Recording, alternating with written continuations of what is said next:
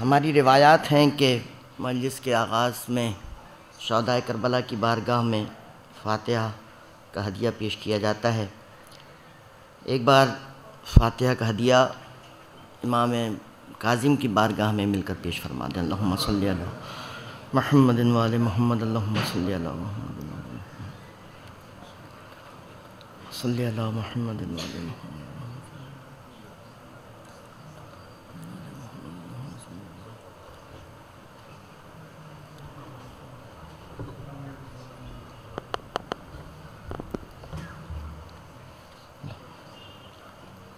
صلی اللہ محمد و آل محمد۔ ایک بار اور مل کے زمانے کے امام کی بارگاہ میں ہدیہ صلوات پیش کر دیجئے۔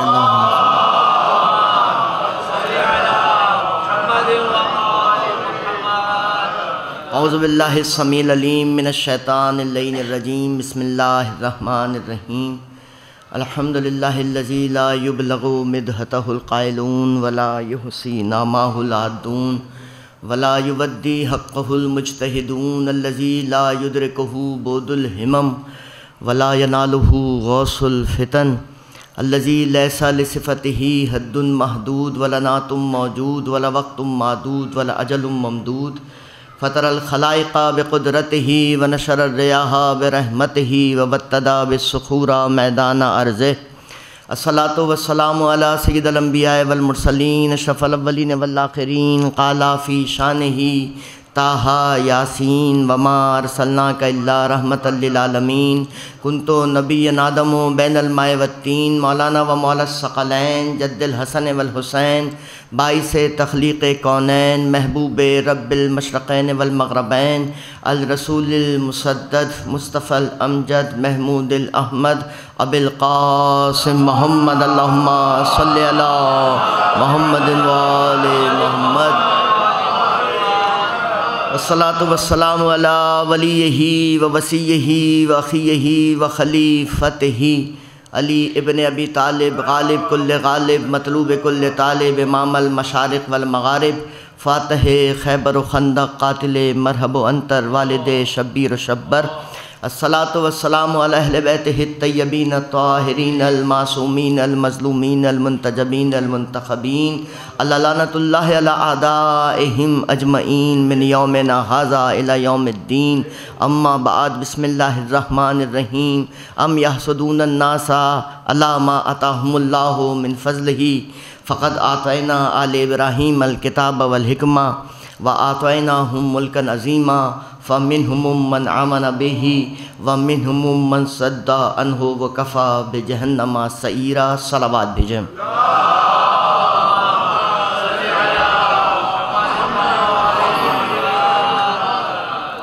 انتہائی لائق تعظیم بزرگان محترم، نوجوانان ملت، شب جمعہ ہے، کیا ہی اچھا ہو کہ ان ساعتوں میں ہم اپنے مرحومین کے ساتھ، شہداء کے ساتھ،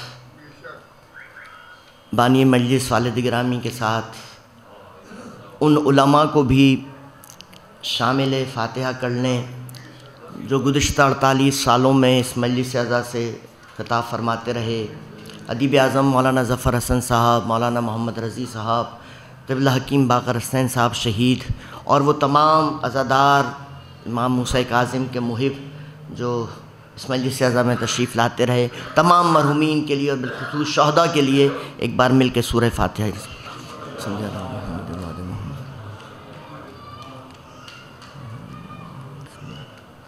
الحمدللہ رب العالمین ایاک نعبد و ایاک نستعین صراط المستقیم صراط الذین انعمت علیہم غیر المغضوب علیہم ولا الضالین۔ رب اغفر وارحم وانت خیر الراحمین۔ میں کچھ اس مجلس کے حوالے سے عرض کرنا چاہ رہا تھا۔ یہ 48واں برس ہے اس مجلس کا، اور میں عرض کروں کہ والد نے ہمارے کہا کرتے تھے، جب انہوں نے 75 میں غالباً سب سے پہلے یہ مجلس اعزا منعقد کی، ہم 71 میں یہاں 72 میں غالباً بطراب امام بارگاہ کے قریب عزی آباد میں ہی پیچھے آ کر آباد ہو گئے تھے. یہاں آنے کے بعد پھر یہ مجلس یہاں پہ قائم کی. وجہ کیا تھی؟ آج تو آپ نے دیکھا ہے ماشاءاللہ کہ کم و بیش کراچی کے ہری عزا خانے میں یہ مجلس اعظم منعقد ہو رہی ہے. انفارمیشن کا دور ہے. اور صرف یہی مجلس اعظم نہیں، اب آپ دیکھیں کہ اور وہ تمام ائمہ جن کی مجالس نہیں ہوتی تھیں اب ماشاءاللہ بڑی شان و شوکت کے ساتھ وہ مجالس اعظم منعقد ہوتی ہیں. ماشاءاللہ بیداری کا دور ہے. میں عرض کر رہا ہوں کہ 48-49 سال پہلے جب والد گرامی نے اس مجلس کا یہاں پر آغاز کیا تھا تو وہ کہا کرتے تھے، اور یہ کتاب آپ دیکھ رہے ہیں یہاں پر، یہ ہم نے ان کے جو یادگاری کتاب تھا اس کا ایک دوسرا ایڈیشن شائع کیا ہے. اس میں بھی انہوں نے یہ بات تحریر کی ہے. وہ کہا کرتے تھے کہ ہمارا المیہ یہ ہے کہ ابھی تک ہم اپنے ائمہ کو صحیح طور پہ دنیا سے متعارف نہیں کرا سکے. اس مجلس کو منعقد کرنے کا بنیادی سبب یہ تھا، انہوں نے اپنی ڈائری میں بھی لکھا، اس کتاب میں ہم نے وہ ابا کی 24 سال کی ڈائریاں بھی شامل کی ہیں. وہ ایک طرح سے اس ملک میں، اس شہر میں تشیع کی تاریخ ہیں. کوئی ملی اور مذہبی واقعہ ایسا نہیں ہے 1964 سے لے کر 1992 تک جو وقوع پذیر ہوا ہو اور وہ ان ڈائریوں میں موجود نہ ہو. کوئی اہم ملی واقعہ، کوئی اہم مذہبی واقعہ جیسے کہ 83 کے فسادات تھے، اسلام آباد میں زکوٰۃ کنونشن تھا اور دیگر اس قسم کے جو معاملات تھے، یہ کتاب آپ حضرات لے لیجئے گا. تو انہوں نے اس میں بھی ڈائریوں میں بھی لکھا. وہ یہ کہا کرتے تھے کہ ہمارا المیہ یہ ہے کہ ابھی تک ہم اپنے ائمہ کو صحیح معنوں میں باہر کی دنیا سے متعارف نہیں کرا سکے. اس مجلس اعظم کو منعقد کرنے کا مقصد بھی یہ تھا. وہ کہا کرتے تھے کہ ہماری ساری توانائیاں ایام عزا میں صرف ہو جاتی ہیں. محرم میں، سفر میں ہم بھرپور عزا کا اہتمام کرتے ہیں، اس میں قطعاً کوئی شک و شبہ نہیں ہے، یہ بات آج بھی ہے. لیکن اس کے بعد دیگر ائمہ کی ولادت و شہادت کے اجتماعات سے بلکہ ہم تواریخ سے بھی نابلد ہیں. اور میں کیا عرض کروں کہ عجیب بات یہ ہے، جیسا کہ میں نے کہا کہ اب تو انفارمیشن کا دور ہے، سب کو جگہ جگہ حسینی کیلنڈر موجود ہوتے ہیں، میسیجز آتے رہتے ہیں، سب کو ولادتوں اور شہادتوں کا پتہ چلتا ہے. یقین کیجئے یہی بارگاہ تھی، یہی منبر تھا. میں نے ابھی قبلہ حکیم باقر حسنین صاحب شہید کا نام لیا. انہوں نے اسی مجلس میں خطاب کرتے ہوئے انتہائی گلوگیر آواز میں ایک رات مجلس پڑھتے ہوئے کہا تھا کہ میں ایسے کاظمی سادات کو جانتا ہوں جن کے گھر میں آج شادی ہے.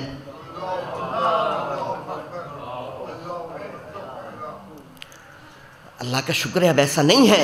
حکیم باقر حسنین صاحب، ان کے صاحبزادے محمد یہاں تشریف فرما ہے. کئی برس انہوں نے مجلس پڑھی، ابا کے نازمیہ کے ساتھیوں میں سے تھے وہ، انہوں نے کہا. لیکن بہرحال اب اللہ کا شکر ہے ایسی بات نہیں ہے. اب تو انفارمیشن کا دور ہے، سب کو ولادتوں کا بھی پتہ ہے، حسینی کیلنڈر ہوتا ہے، شہادتوں کا بھی پتہ ہے. تو بات یہ تھی کہ میں عرض کر رہا تھا کہ مجلس منعقد کرنے کی غرض و غایت یہ تھی کہ صرف چند ہستیوں کے ذکر تک محدود نہ رہا جائے، بلکہ ہر امام کا، اور خاص طور سے یہ امام، وہ امام جس کے لیے مرزا زبیر نے کہا کہ مولا پہ انتہائی اسیری گزر گئی، زندان میں جوانی و پیری گزر گئی. اور پھر چھٹے امام کے حوالے سے دیکھیے، مجلس بہترین ذریعہ ہے تبلیغ و ترویج کا. امام کے فضائل و مصائب بیان کرنے کا مجلس بہترین طریقہ ہے. اس سے بہتر کوئی ہمارے پاس پلیٹ فارم نہیں ہے، اس میں قطعاً کوئی شک نہیں ہے. لیکن دیکھیے، کچھ اماموں کی خدمات اس نوعیت کی ہیں، ان کی تبلیغات اس نوعیت کی ہیں کہ ہم اس کو مجلس تک محدود نہیں کر سکتے. دیکھیے، مجلس کا اپنا ایک مزاج ہے. مجلس میں ہم ایک محدود انداز میں پیغام پہنچا سکتے ہیں.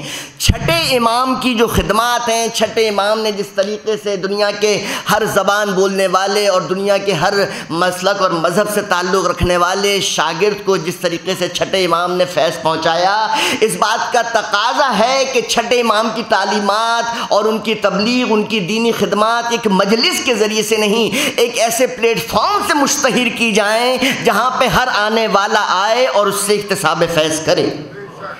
دیکھیے، مجلس میں محدود لوگ آتے ہیں. چھٹے امام کی خدمات اس بات کا تقاضا کرتی ہیں کہ اس کو ہر فورم پہ پہنچایا جائے. اس لیے والد گرامی نے، جو لوگ یہاں پرانے احباب موجود ہیں، سیمینارز کا سلسلہ شروع کیا.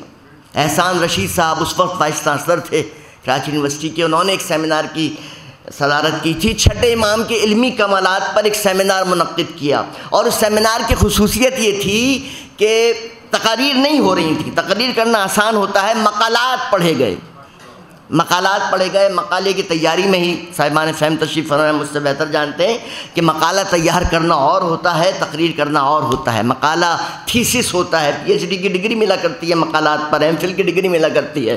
تو وہ جو سیمینار ہوئے رضویہ امام بارگاہ میں، مارٹن روڈ میں، ان سیمینارز میں چھٹے امام کے علمی کمالات پر گفتگو ہوئی. بہری اسکول آف تھاٹ کے لوگوں نے تقریریں کی. ایک سیمینار کی صدارت فخر الدین جی ابراہیم صاحب نے کی، اس کتاب میں بھی اس کی تصاویر موجود ہیں. اور پھر اہتمام یہ ہوا کہ ان مقالات کو کتابی شکل میں شائع بھی کیا گیا. کہنے کا مقصد صرف یہ ہے کہ بات یہ ہے کہ ہمیں صرف چند ہستیوں تک محدود نہیں ہونا ہے، صرف چند لوگوں کے چند اماموں کے ذکر تک محدود نہیں ہونا ہے. آج اتنا ذکر ہوتا ہے ماشاءاللہ، پھر بھی دیکھیے امام محمد باقر کا ذکر بہت کم ہے. امام محمد باقر کا ذکر بہت کم ہے، امام محمد تقی کا ذکر بہت کم ہے، امام نقی کا تذکرہ بہت کم، اگرچہ کہ ماشاءاللہ بہت مجالس ہیں، اس میں کوئی شک نہیں ہے، لیکن پھر بھی یہ 2-3 امام ایسے ہیں جن کے زیادہ سے زیادہ تذکرے سے ہم محروم ہیں. یہ امامت ہے کیا ہے امامت؟ ہمیں ناز ہے کہ ہم اماموں کے دامن سے وابستہ ہیں، اور یہ ناز یوں ہی تو نہیں ہے، ہمیں یہ ناز بجا طور پر ہے. ہمیں فخر ہے کہ ہم ان کے دامن سے متمسک ہیں، ہم ان کے نام لیوا ہیں. ہمارے دل میں ان کی محبتوں کا چراغ فروزہ ہے جو کسی کے پہلو میں لیٹ کر معتبر نہیں ہوئے ہیں، جو کسی کے پہلو میں لیٹنے سے معتبر اور مقدس نہیں ہوئے ہیں. وہ خود اتنے برگزیدہ ہیں، وہ خود اتنے مقدس ہیں کہ وہ مکے میں گئے تو اس کو مکرمہ بنا دیا، مدینے میں آئے تو اس کو منورہ کر دیا، کاظمین میں آئے تو شریفین کر دیا، نجف میں آئے تو اشرف کر دیا، کربلا میں آئے تو اس کو کربلا معلیٰ کر دیا. آپ مجھے بتائیے، کوئی صرف خطابت نہیں ہے، مجھے بتائیے ہر مسلک کا شخص امیر المومنین کی زیادت کے لیے جاتا ہے. ہمارے ائمہ ہدایت کا وہ روشن چراغ ہیں کہ جہاں یہ چلے جاتے ہیں نا، وہاں بس یہی ہو جاتے ہیں، ان کے علاوہ وہاں پھر کوئی کچھ رہتا نہیں ہے. وہ جگہ، وہ مقام، ہر شے ان سے منسوب ہو جاتی ہے. مجھے بتائیے نجف اشرف کون سا مسلمان نہیں جاتا؟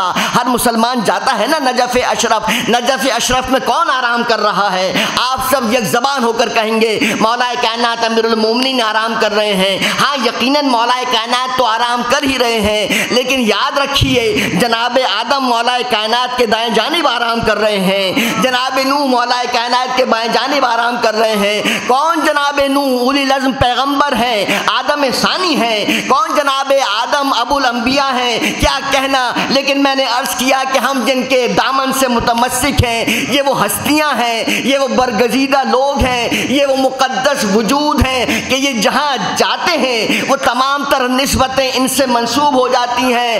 کوئی بھی مسلک کا ماننے والا ہو، کسی بھی مذہب کو مانتا ہو، جب نجف جاتا ہے تو ہمیشہ یہی کہے گا امیر المومنین کی بارگاہ میں سلام عرض کرنے کے لیے جا رہا ہوں. کوئی یہ نہیں کہتا کہ آدم کو سلام کرنے جا رہا ہوں یا نوح کو سلام.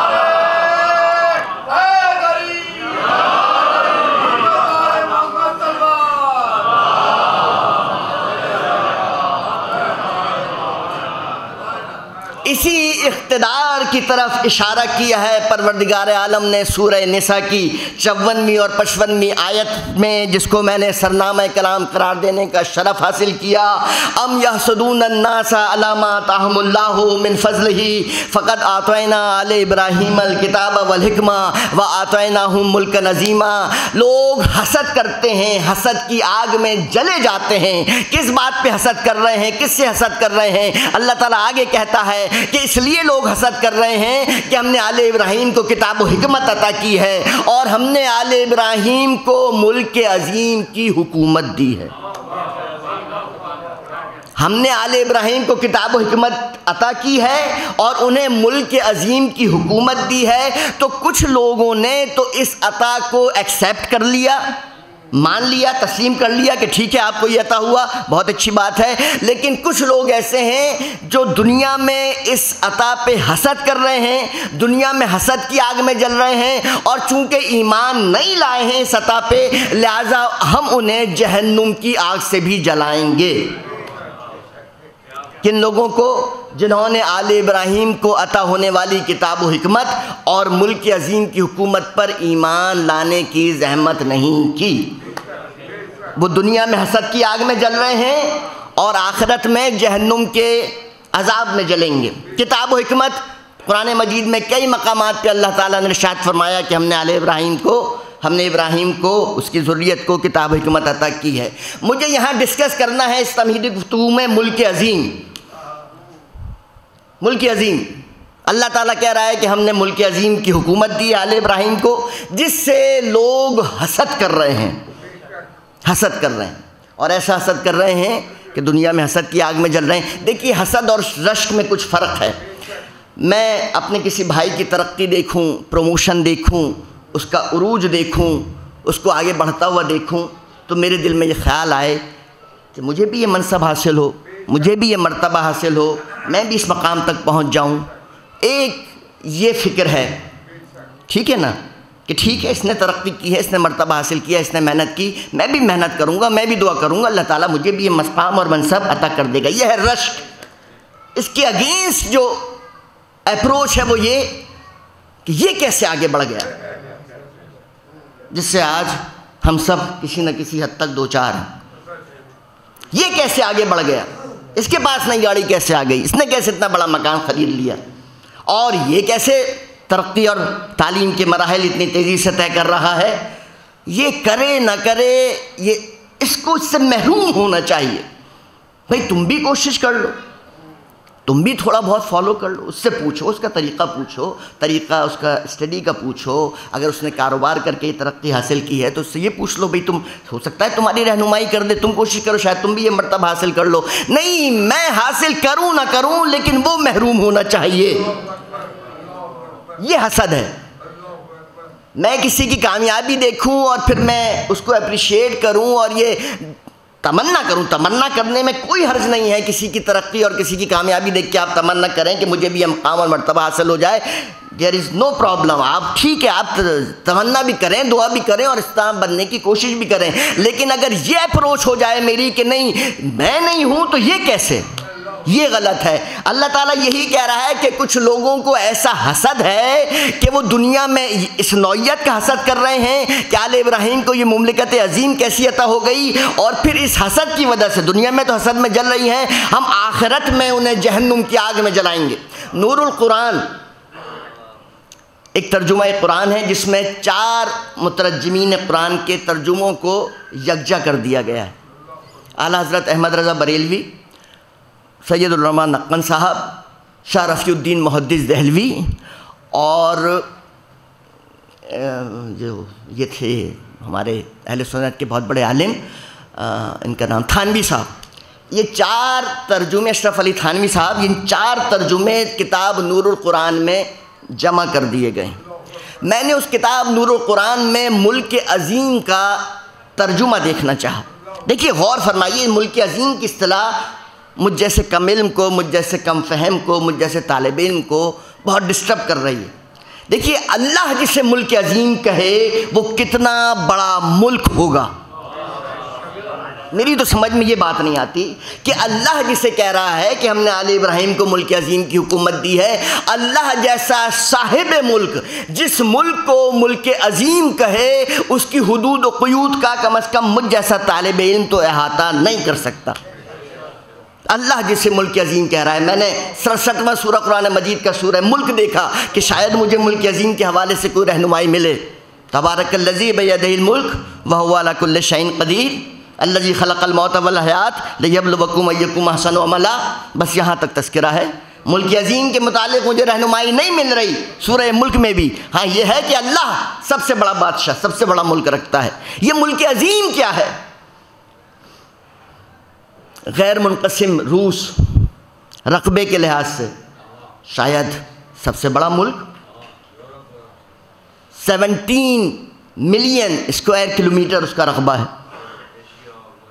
تو کیا ملک عظیم سے مراد یہ روس ہے؟ اور اس کے بعد کینیڈا 900 اسکوائر کلومیٹر اس کا رقبہ ہے. کیا یہ ملک عظیم؟ آبادی کے لحاظ سے دنیا کا سب سے بڑا ملک چائنا. کیا پروردگار ملک عظیم سے مراد تیری چائنا ہے کیا؟ یہ سب سے بڑی آبادی والا ملک ہے. پروردگار تیرے نزدیک کیا ہے ملک عظیم؟ تو جسے ملک عظیم کہہ رہا ہے وہ کون سا ملک ہے؟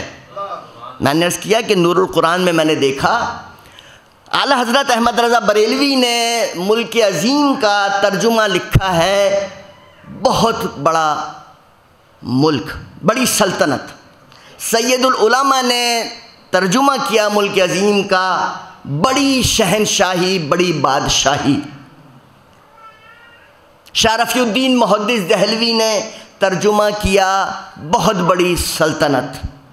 مولانا اشرف علی تھانوی نے ترجمہ کیا بہت وسیع و عریض بادشاہت اور سلطنت.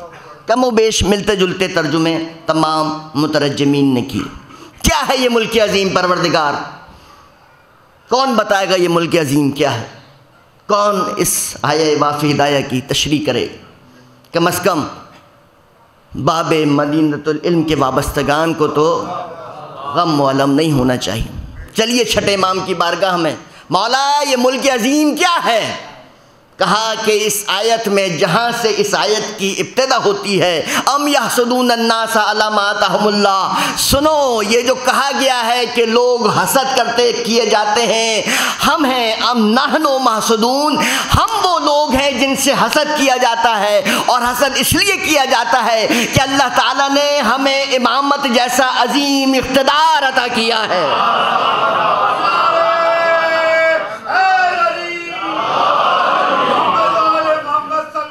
اللہم صلی علی محمد و آل محمد. چھٹے امام نے ارشاد فرمایا کہ ہم ہیں نحنو محسدون، نحنو محسدون، ہم وہ ہیں جن سے ہر دور میں حسد کیا گیا ہے اور تا قیام قیامت کیا جاتا رہے گا.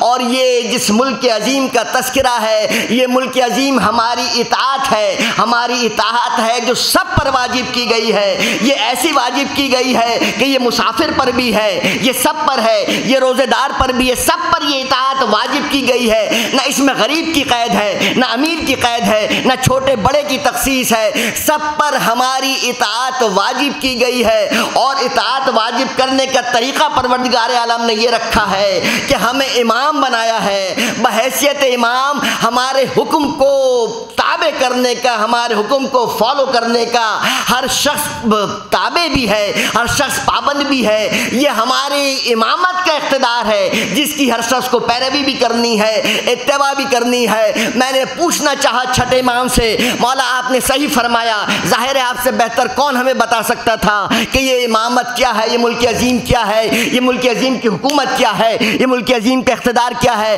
مولا اب کچھ اس اقتدار کی نشانیاں بھی تو بتائیے. جو دنیاوی بادشاہ ہوتے ہیں، جو دنیا کے سلاطین ہوتے ہیں، ان کو تو ہم ان کی حرکات و سکنات سے، ان کے مزاج سے، ان کے پروٹوکول سے، ان کی عادات سے جان لیتے ہیں، پہچان لیتے ہیں. مولا یہ کیسے پتہ چلے گا کہ یہ جو ملک عظیم کا اقتدار رکھتا ہے، جس کی ملک عظیم پر حکومت ہے، اس کی کیا کوالٹیز ہیں، اس کی کیا شان ہوتی ہے، اس کے اقتدار کے کیا معاملات ہوتے ہیں، اس کا کیا پروٹوکول ہوتا ہے؟ تو شاید امام ششم کی بارگاہ سے جواب آئے کہ دیکھو ہم تمہیں بتاتے ہیں کہ جو ملک عظیم کی حکومت کا مالک ہوتا ہے، اس کا پروٹوکول یہ ہوتا ہے کہ اس کے لیے ڈوبا ہوا سورج پلٹ کر آتا ہے.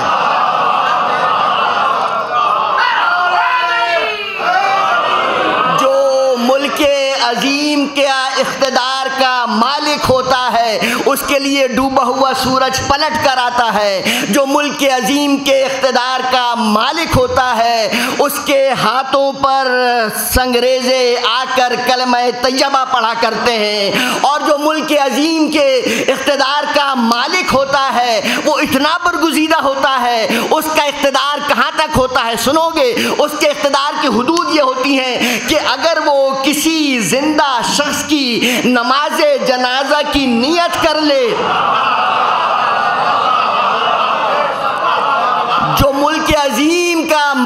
ملک ہے جو ملک عظیم کا صاحب اقتدار ہے، اس کے اقتدار کی حدود و قیود کی کوئی حد نہیں ہوا کرتی، کوئی حدود نہیں ہوتی۔ اس کے اقتدار کا یہ عالم ہوتا ہے کہ اگر چند لوگ اس کا مذاق اڑانے کے لیے کسی زندہ شخص کو جنازے کی طور پہ لے کر آ جائیں اور یہ کہیں کہ یہ مر گیا ہے، اس کی نماز جنازہ پڑھا دو، اور اگر علی اس کی نماز جنازہ کی نیت کر لیں، تو یہ جو مملکت عظیم کا صاحب اقتدار ہے، اللہ تعالیٰ اس کی نیت کو اپنے ارادے میں بدل دیتا ہے۔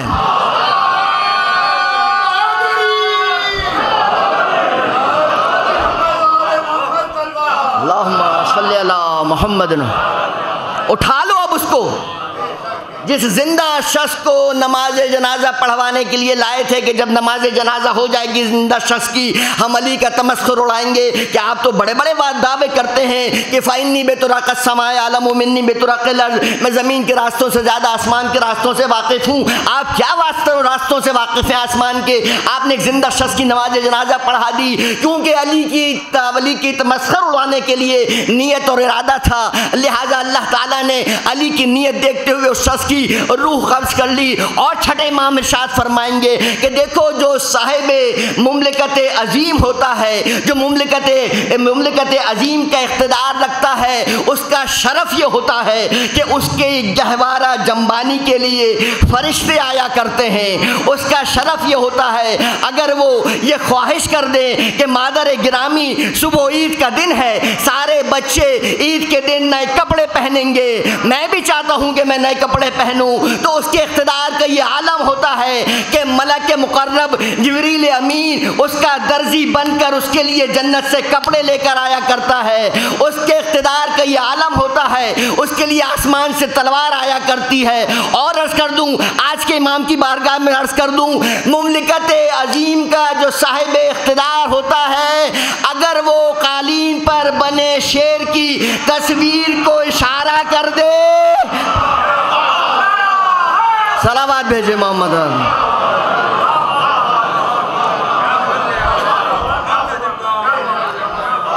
یہ ہے مملکت عظیم، ملک عظیمہ، یہ ہے عظیم ملک کا اقتدار۔ اور یہ مملکت عظیم، اس کا اقتدار اتنی زیادہ اہمیت کا حامل ہے۔ حاصل کلام جملہ کہنے جا رہا ہوں، آپ سب بیدار سماعتوں کے ساتھ موجود ہیں، سب مجھ سے بہتر جانتے ہیں۔ دیکھیے یہ مملکت عظیم اور اس کے اقتدار کا اعلان اتنا اہم تھا، اس مملکت عظیم کے اقتدار کا اعلان، اس امامت کی حکومت کی اسٹیبلشمنٹ کا اعلان اتنا ضروری تھا کہ اگر اللہ کا رسول بھی اس مملکت عظیم کے پہلے بادشاہ اور پہلے فرما روا کا اعلان نہ کرے تو دین کامل ہونا تو دور کی بات ہے، نعمتیں تمام ہونا تو دور کی بات ہے، رسول کی رسالت خطرے میں پڑ جاتی ہے۔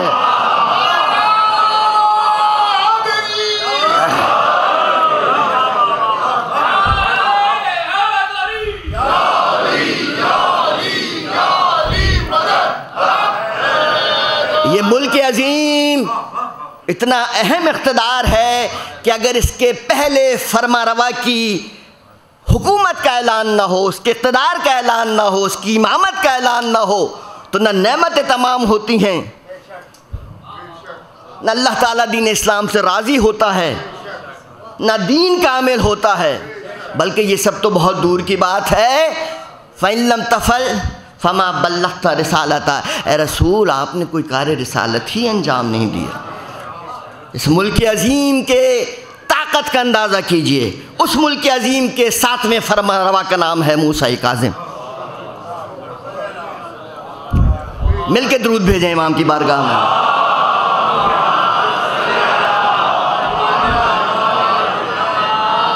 128 ہجری میں دنیا میں تشریف لائے ہیں۔ مقام ابوا ہے مکہ اور مدینے کے مابین، یہ وہ مقام ہے جہاں پہ سرکار ختمی مرتبت کی والدہ ماجدہ جناب آمنہ کی قبر ہے۔ 7 صفر 128 ہجری حج کے بعد، حج کی ادائیگی کے بعد چھٹے امام اپنی اہلیہ مقدسہ جناب حمیدہ بربریہ خاتون کے ہمراہ واپس آ رہے تھے، رکے ہیں اپنی جدہ کی قبر کی زیارت کے لیے مقام ابوا پر، وہاں 7ویں امام دنیا میں تشریف لائے ہیں۔ 128 ہجری دنیا میں تشریف لائے ہیں۔ 20 برس کا سن آپ نے اپنے والد ماجد کی سایہ عاطفت میں گزارا ہے۔ 20 برس یعنی کہ 148 ہجری۔ چھٹے امام کی شہادت 15 شوال سن 148 ہجری۔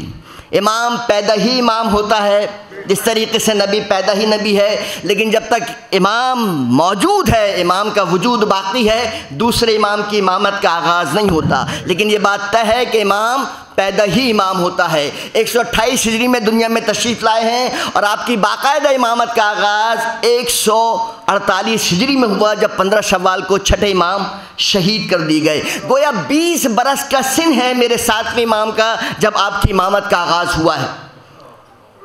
شاید اذہان اس جانب متوجہ ہوں کہ 20 برس کا سن تو بہت کم ہے کہ جب امام کی امامت کا آغاز ہوا ہے۔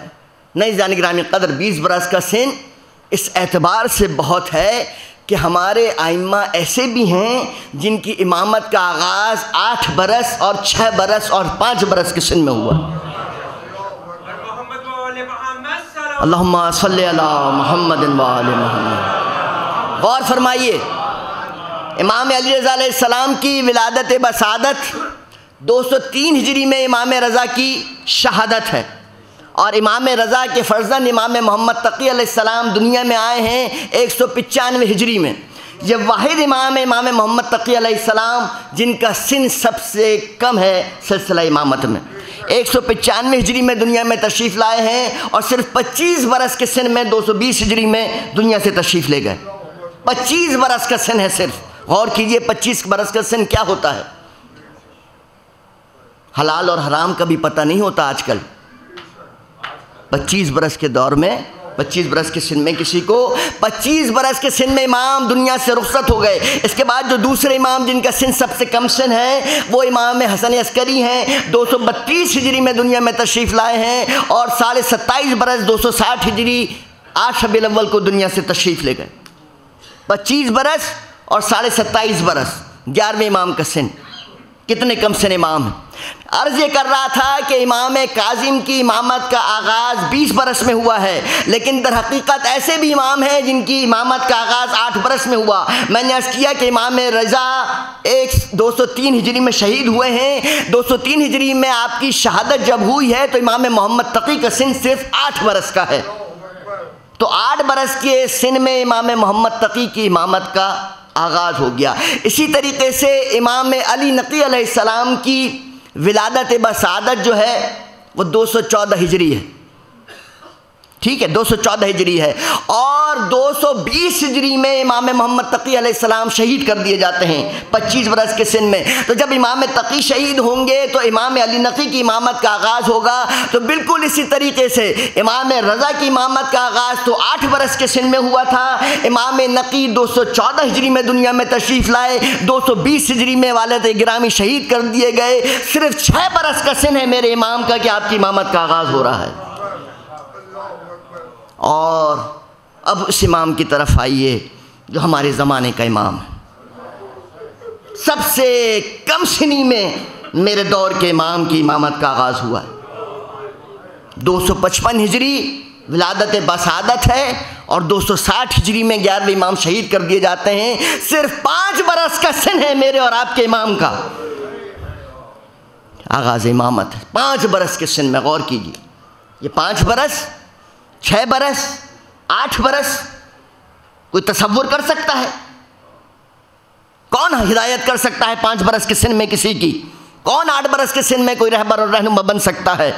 کون 5 برس کے سن میں ہدایت کا فریضہ انجام دے سکتا ہے؟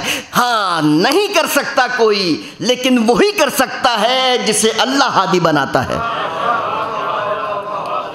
جسے خدا رہبر بناتا ہے۔ وہ 5 برس کے سن میں بھی رہبری کر سکتا ہے، 6 برس میں بھی کر سکتا ہے، 8 برس میں بھی کر سکتا ہے، اس لیے کہ جسے اللہ تعالیٰ کوئی شرف دینا چاہتا ہے، جسے اللہ تعالیٰ کوئی کمال عطا کرنا چاہتا ہے، یہ عہدہ امامت عمر کی حدود و قیود کا پابند نہیں ہے۔ یہ کمال لوگوں کی عمر اور سن و سال نہیں دیکھا کرتا۔ جسے اللہ بنا کر بھیجتا ہے وہ حدود و قیود کی قید سے پابند ہوا کرتا ہے۔ یہی سبب ہے ہمارے ہر امام نے دنیا میں آنے کے فوراً بعد خالق کا سجدہ بھی کیا ہے اور سجدے سے سر اٹھا کر محمد مصطفیٰ کی نبوت و رسالت کی گواہی بھی دی ہے۔ اس لیے تمام ائمہ نے یہ عمل اس لیے انجام دیا ہے کہ دیکھو اب جب ہم ہدایت کا فریضہ انجام دیں تو یہ مت سوچ لینا کہ یہ بھی چھوٹے ہیں یا بھی کم سن ہے۔ دیکھو ہم دنیا میں آنے کے فوراً بعد سجدہ کر کے بتا رہے ہیں کہ ہمیں دنیا کے لوگوں پر ہماری شخصیت کو منطبق نہ کرنا۔ ہم وہاں سے پڑھ کر آئے ہیں، جو وہاں سے پڑھ کر آتے ہیں، جو وہاں سے تیار ہو کر آتے ہیں، ان کے لیے عمر اور سن و سال کوئی اہمیت نہیں رکھا کرتی۔ دیکھیے جب جناب عیسیٰ دنیا میں آئے ساری قوم سراپا احتجاج ہو گئی، مریم تمہارے خاندان میں تو کوئی ایسا نہیں تھا، یہ کس کا بیٹا اٹھا لائی ہو؟ سورہ مریم نے کہا جناب مریم سے کہ مریم تمہیں صرف خاموش رہنا ہے، جو کہے گا تمہارا بچہ کہے گا۔ لوگوں کو کہا کہ دیکھو مجھے نہیں پتا، میں کچھ نہیں جانتی، جو پوچھنا ہے اس بچے سے پوچھو۔ لوگ ایک مرتبہ چراغ پا ہو کر جب بچے کی طرف متوجہ ہوئے تو بچہ قرآن مجید پڑھ رہا تھا، انی عبداللہ آتانی الکتاب وجعلنی نبیا۔ دیکھو میری ماں کی عصمت و طہارت پر کوئی حرف نہیں آنا چاہیے۔ میری ماں کے کردار پہ جو بھی کوئی غلط حرف آ رہا ہے اس غلط حرف کو حرف غلط کی طرح مٹا کر میں گواہی دیتا ہوں کہ میں اللہ کا بندہ ہوں، نبی بنا کر بھیجا گیا ہوں اور کتاب لے کر آیا ہوں۔ جب جناب عیسیٰ نے آ کر قرآن پڑھا اسی دن سے اللہ تعالیٰ نے یہ سنت اسٹیبلش کر دی۔ محمد جس طریقے سے عیسیٰ نے آ کر اپنی ماں کی عصمت و طہارت پر گواہی دی ہے، تمہارا ہر وسیع اور ہر جانشین دنیا میں آ کر میرا سجدہ بھی کرے گا، تمہاری نبوت اور رسالت کی تصدیق بھی کرے گا۔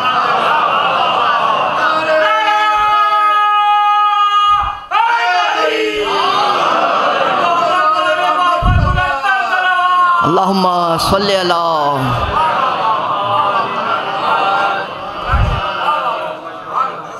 عمر میٹر نہیں کرتی، عمر کا مسئلہ نہیں ہے۔ جسے اللہ ہادی بناتا ہے وہ گہوارے میں بھی کلام کرتا ہے، وہ پیدا ہی ہادی ہوتا ہے، پیدا ہی رہبر ہوتا ہے۔ 20 برس کے سن میں امامت کا آغاز ہے۔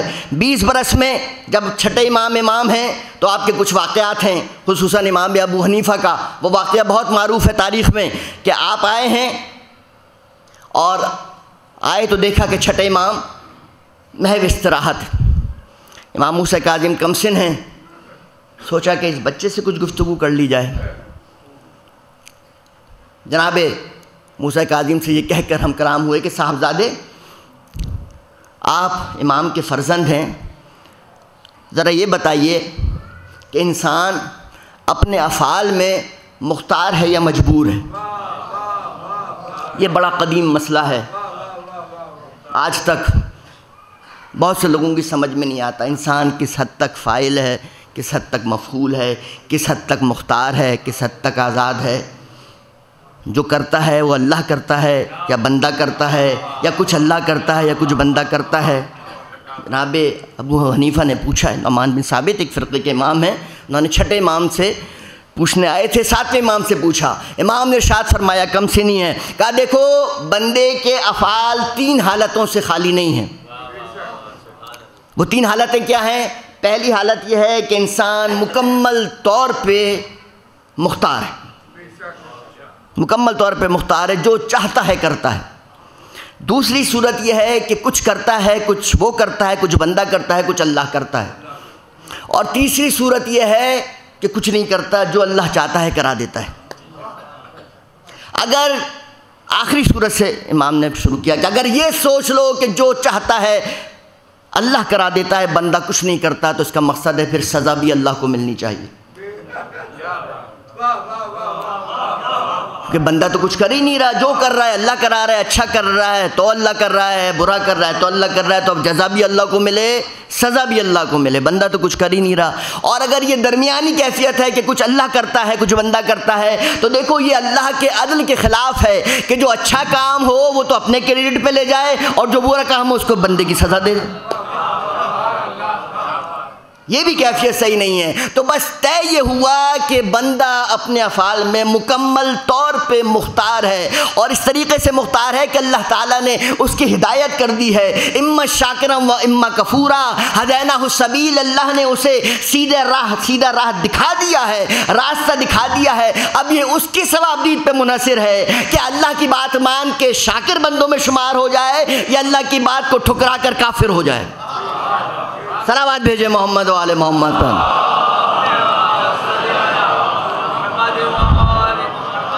128 ہجری میں جب امام دنیا میں تشریف لائے ہیں تو بنی امیہ کا آخری بادشاہ مروان بن الحمار بادشاہ ہے۔ بنی امیہ کا اقتدار 41 ہجری میں شروع ہوا ہے، اور 41 ہجری سے 132 ہجری تک بنو امیہ کا اقتدار ہے۔ 51واں سالہ اقتدار ان کا، 91 ایئرز پر محیط ان کا اقتدار ختم ہوا ہے 132 ہجری میں، جب مروان بن الحمار آخری اموی تاجدار کو قتل کر دیا بنی عباس کے پہلے بادشاہ ابو العباس صفاح نے۔ یہ بادشاہوں کے نام ہیں، صفاح مطلب صفاق بربریت والا، یہ کردار ہے مسلمان بادشاہوں کا۔ 128 ہجری میں امام دنیا میں تشریف لائے ہیں، اس وقت مروان کی حکومت ہے۔ 132 ہجری میں پہلا عباسی بادشاہ ابو العباس صفا بادشاہ بنتا ہے۔ 132 ہجری میں اس نے اپنی حکومت قائم کی ہے۔ 136 ہجری تک یہ بادشاہ رہا، 4 سال کا اس کا اقتدار ہے۔ کس کا؟ ابو العباس صفا، جو بنی عباس کا پہلا بادشاہ ہے۔ 136 ہجری میں اس کے بعد منصور دوانقی بادشاہ بنا۔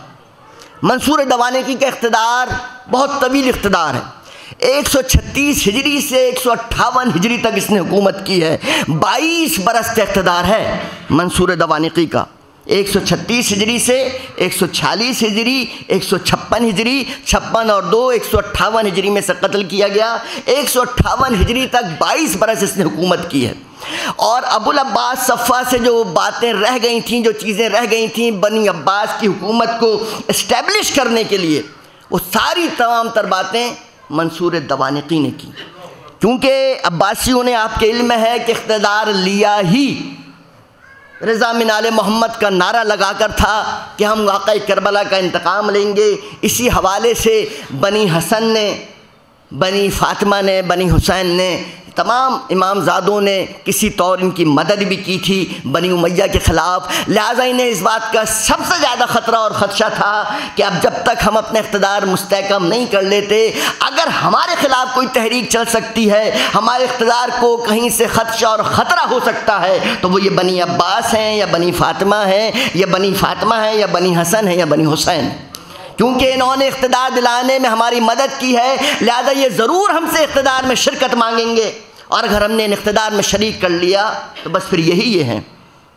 لہذا جب منصور دوانقی نے 22 برس حکومت کی ہے تو اس کی سب سے زیادہ کوشش یہ ہے کہ کسی صورت سے اپنی حکومت کو اسٹیبلش کرنے میں جتنا ہو سکتا ہے بنی حسن کو دبایا جائے، بنی فاطمہ کو دبایا جائے۔ 22 برس کا اقتدار ہے۔ 148 ہجری میں اسی نے چھٹے امام کو زہر سے شہید کیا ہے۔ جب 17-18 برس تک 142 ہجری تک اس نے اپنا اقتدار اچھی طرح مستحکم کر لیا، بنی عباس کی بہت زیادہ حکومت اسٹیبلش ہو گئی، تو پھر 3 برس اس نے بغداد شہر کی تزئین و آرائش میں صرف کیے۔ 145 سے 146 ہجری تک بغداد شہر کی اس نے تزئین و آرائش کر لی۔ اب 2 سال اس کے پاس بچے، اس 2 سالوں میں اس نے وہی کیا جو دیگر تمام بادشاہ بنی امیہ کے کرتے آئے تھے، کہ اس در پہ آزار ہو گیا چھٹے امام کی۔ 132 ہجری سے 146 ہجری تک کا عرصہ چھٹے امام کے لیے مہلت تھا، عرصہ غنیمت تھا۔ یہی سبب ہے کہ آپ نے بھرپور انداز میں دین کی تبلیغ و ترویج کی ہے، کہ کیونکہ بنی عباس اپنی حکومت اسٹیبلش کر رہے تھے اور 3-4 سال کا عرصہ منصور دوانقی نے بغداد کی تزئین و آرائش میں لگایا، لیکن 146 ہجری میں وہ ہر طرح کے کاموں سے فارغ ہو گیا، حکومت بھی بہت اچھی طرح اسٹیبلش ہو گئی، تو اب متوجہ ہوا چھٹے امام کی طرف، اور بالآخر 148 ہجری میں اس نے چھٹے امام کو زہر دے دیا۔ جب امام کو شہید کر دیا تو اس نے مدینے کے والی محمد بن سلیمان کو لکھا کہ بتاؤ انہوں نے کس کو اپنا وصی اور جانشین بنایا ہے۔ اب تدبر امامت دیکھیے گا، بتاؤ انہوں نے، جعفر صادق نے کس کو اپنا وصی اور جانشین بنایا ہے۔ مدینے کے گورنر نے کہا کہ حضور کیا پوچھتے ہیں؟ ان اولیاء اور اوصیاء اور جانشینوں میں بھی شامل ہوں، آپ بھی شامل ہیں۔ چھٹے امام نے اس تدبر سے کام لیا، جانتے تھے کہ اب اس عباسی حکومت اسٹیبلش ہو گئی ہے، یہ میرے بعد ضرور میرے وصی اور جانشین کو قتل کرنے کا اہتمام کریں گے، تو آپ نے ایک تحریر لکھ دی کہ میرے بعد میرا وصی اور میرا جانشین حاکم وقت ہے، منصور دوانقی ہے، مدینے کا گورنر ہے، عبداللہ ابن افتح ہیں جو امام کے صاحبزادے ہیں، اور میری اہلیہ حمیدہ خاتون ہے، اور میرا بیٹا موسیٰ ابن جعفر۔ اپنے خاندان والوں کو تو بنانا ہی تھا وصی اور جانشین، لیکن بادشاہ کو شامل کر کے کہ اگر قتل کرنا چاہتا ہے میرے وصی اور جانشین کو تو سب سے پہلے 13 نمبر۔ یہ تدبر امامت تھا۔ 148 ہجری منصور نے چھٹے امام کو شہید کر دیا، 158 ہجری تک یہ بادشاہ رہا۔ اب یہ جو 10 برس کا عرصہ ہے 148 ہجری کے بعد، یہ امام موسیٰ ابن جعفر کی امامت کا آغاز ہو چکا ہے۔ 10 برس کا عرصہ آپ نے منصور دوانقی کا دیکھا ہے۔ دوانقی اس لیے کہتے ہیں کہ دوانقی کہتے ہیں دانے دانے پہ مرنے والا، انتہائی خسیس شخص۔ اور تاریخ نے لکھا ہے کہ جب یہ قتل کیا گیا اسے، تو اس کے خزانے سے لوگوں کے سروں کے انبار نکلے تھے۔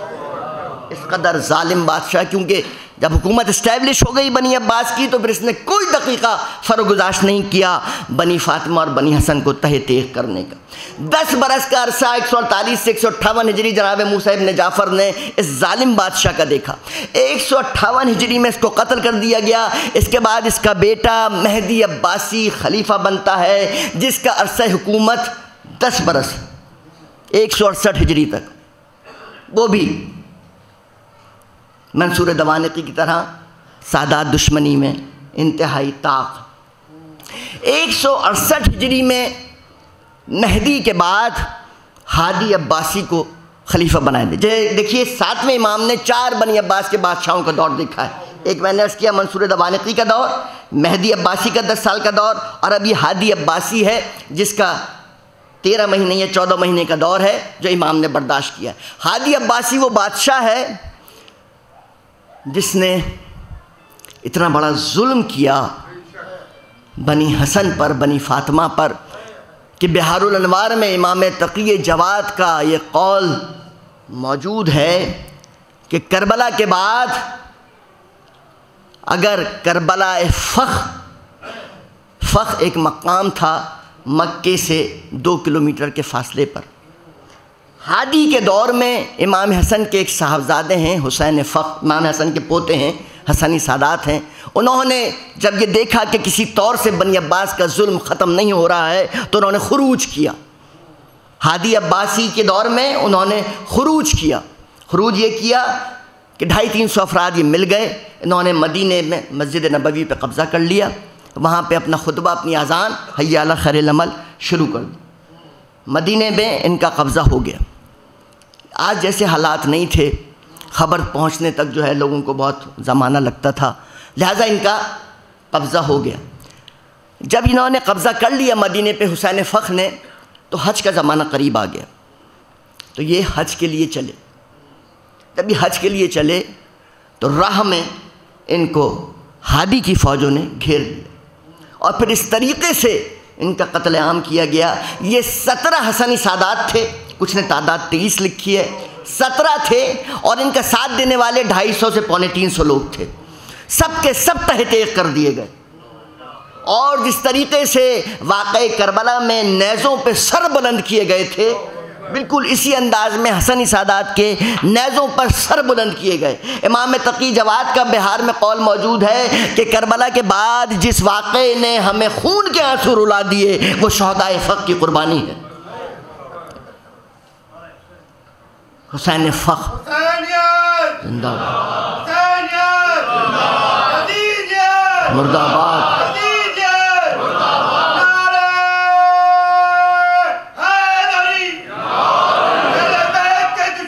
بے شمار حسین فخ کی شہادت کے بعد ہادی بھی 13-14 مہینے اس کا اقتدار ہے، اس کے بعد یہ بھی جہنم واصل ہوا۔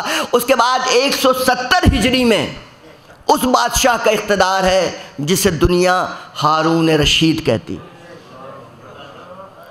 ہارون رشید کہتے ہیں ہدایت یافتہ کو، اس کا وزڈم، اس کی دانشمندی، اس کی عقل و خرد کی باتیں بہت مشہور ہیں مسلمانوں میں، لیکن ہمارا معیار یہ ہے، ہمارا پیمانہ یہ ہے، ہماری کسوٹی اور ہماری میزان یہ ہے کہ جو آل نبی کا دشمن ہے وہ کتنا ہی متقی اور پرہیزگار ہو، ہمارے نزدیک جہنم کا ایندھن ہے۔ اور کیا عقل مندی ہے، ابھی پتہ چلے گا اس کا کہ کیا اس کی عقل مندی ہے۔ کیا چاہتا تھا، اپنے عقل و دانش سے چاہتا کیا تھا؟ 170 ہجری میں ہارون رشید تخت پر بیٹھا ہے، اس کا اقتدار 13 برس ہے، امام کاظم نے 13 برس اس کا اقتدار دیکھا ہے، 170 ہجری سے 183 ہجری تک اس کا اقتدار ہے، اسی نے 183 ہجری میں امام کاظم کو شہید کیا ہے۔ یہ وہی ہارون رشید ہے جس کے لیے سرکار ختمی مرتبت نے کہا تھا کہ بیری کا درخت قطع کرنے والے پر خدا کی لعنت ہو۔ سرکار کی یہ حدیث 176 ہجری تک کسی کی سمجھ میں نہیں آتی تھی۔ 176 ہجری میں جب اس بدبخت اور ظالم بادشاہ نے سب سے پہلے امام حسین کی قبر اقدس کو مدھنم کرنے کی کوشش کی ہے اور قبر کے سرحانے موجود بیری کے درخت کو قطع کیا ہے، کاٹا ہے، تب یہ سمجھ میں آیا کہ رسول نے کس کے لیے کہا تھا کہ اللہ لعنت کرے اس شخص پر جو بیری کے درخت کو قطع کرتا ہے۔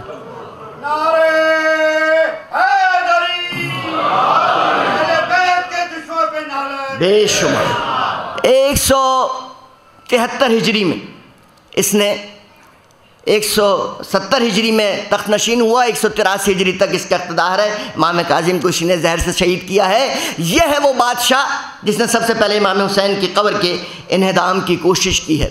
جب یہ اقتدار پہ آیا نا، بس 2-3 واقعات اس کے دور کے اور اس کے بعد آپ کی زحمتیں تمام۔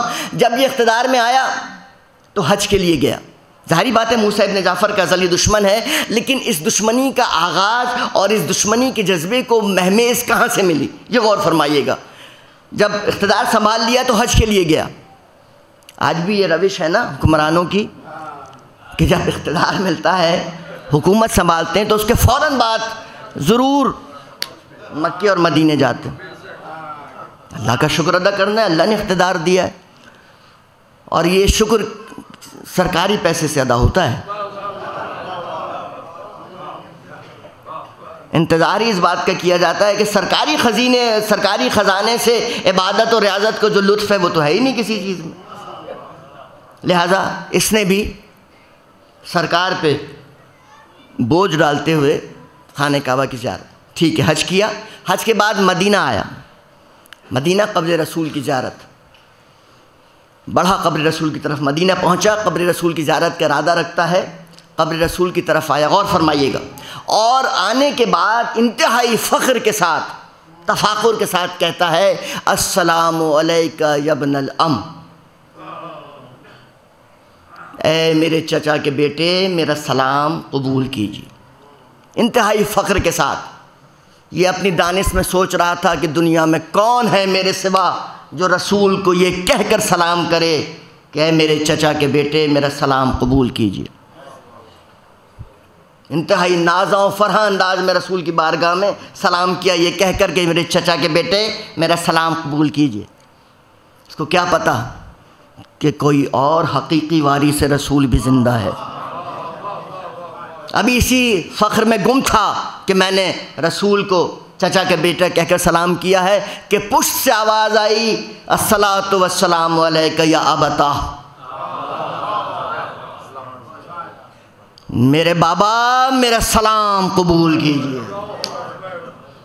کون ہے موسیٰ ابن جعفر کے علاوہ جو رسول کو میرا بابا کہہ کے سلام کر سکے؟ اس کا سارا غرور، سارا فخر چکنا چور ہو گیا، نکلا قبر رسول سے۔ کہا کون تھا یہ؟ کہا کون ہو سکتا ہے موسیٰ ابن جعفر کے علاوہ؟ کہا فوراً بغداد پہنچاؤ گرفتار کر کے، اور میں بھی فوراً بغداد پہنچ رہا ہوں۔ بغداد پہنچا، آنن فانن سارے علماء کو جمع کیا، سارے محدثین کو جمع کیا، کہا بتاؤ میرا رسول سے کیا رشتہ ہے؟ رسول کے چچا کے بیٹے ہیں آپ، کیا سبب ہے یہ بنی فاطمہ بنی علی اس قدر فخر کرتے ہیں؟ موسیٰ ابن جعفر نے یا بتاؤ کہہ کے قبر رسول پر سلام کیا، میں کچھ نہیں جانتا، مجھے اہل بیت میں شامل کر کے بتاؤ۔ سارے اپنے دور کے علماء کو حکم دے دیا، مجھے کچھ نہیں پتا، فتوے تیار کرنے ہوں فتوے تیار کرو، حدیثوں میں ترمیم کرنی ہو حدیثوں میں ترمیم کرو، جو چاہتے ہو کر کے بتاؤ۔ میں چاہتا ہوں کہ میں اہل بیت رسول میں شراکت کروں، میں اہل بیت رسول قرار دیا جاؤں، مجھے اہل بیت میں شامل سمجھا جائے، جو چاہو کرو۔ میں نے موسیٰ ابن جعفر کو بلوایا ہے، اپنی اپنی تیاریاں کر لو، اور جب سب تمہارے فتوے تیار ہو جائیں، تمہارے دلائل تیار ہو جائیں، تمہارے براہین تیار ہو جائیں، تو مجھے بتانا، میں مناظرہ کروں گا۔ میں چاہتا ہوں کہ یہ قصہ ہمیشہ کے لیے ختم ہو، بنی عباس اہل بیت میں شمار سمجھے جائیں۔ اس عظیم الشان مناظرے کی تیاری شروع ہو گئی۔ ادھر امام قید کر کے بغداد میں پہنچا دیے گئے، اور ادھر مناظرے کی تیاری ہو رہی ہے۔ وہ تمام زرخرید علماء جو کل تک اپنے گلوں میں صلیبیں ڈالے ہوئے تھے، آج ہارون کے زر و جواہر کی چکا چوند سے مروب اور متاثر ہو کے مسلمان بھی ہو گئے، اور اس کے حق میں فتویٰ لکھنے کے لیے آمادہ و تیار بھی ہو گئے۔ یہ ہے کردار، سب آمادہ و تیار ہیں اس کے لیے، فتویٰ لکھنے کے لیے۔ ہاں آپ وارث رسول، فرق کیا ہے؟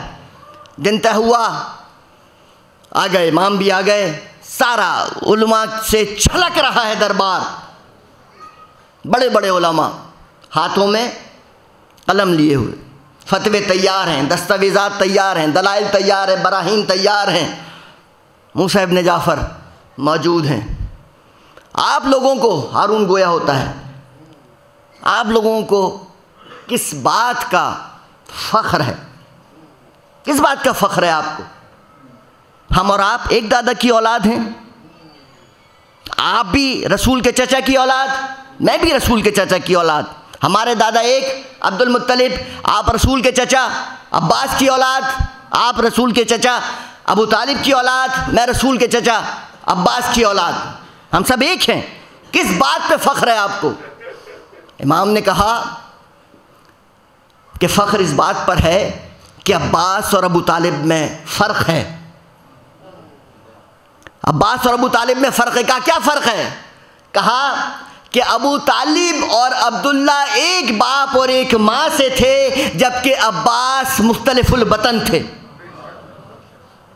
پہلا فرق یہ، عباس مختلف الوطن تھے۔ آج کی اصطلاح میں اگر نوجوانوں کو سمجھانے کے لیے کہوں تو یہ کہ عباس کی ماں سوتیلی تھی، ٹھیک ہے نا، کہ جناب عبد المطلب کی وہ اہلیہ دوسری تھیں جن سے جناب ابو طالب اور جناب عبداللہ دنیا میں آئے، اور وہ اہلیہ دوسری تھیں جن سے جناب عباس دنیا میں آئے، ٹھیک ہے۔ اس نے کہا کہ آپ اپنے آپ کو رسول کا وارث کہتے ہیں، اگر آپ رسول کے وارث ہیں تو میں بھی رسول کے چچا کی اولاد ہوں، میں بھی رسول کا وارث ہوں۔ پھر جناب عباس موضوع گفتگو بن گئے۔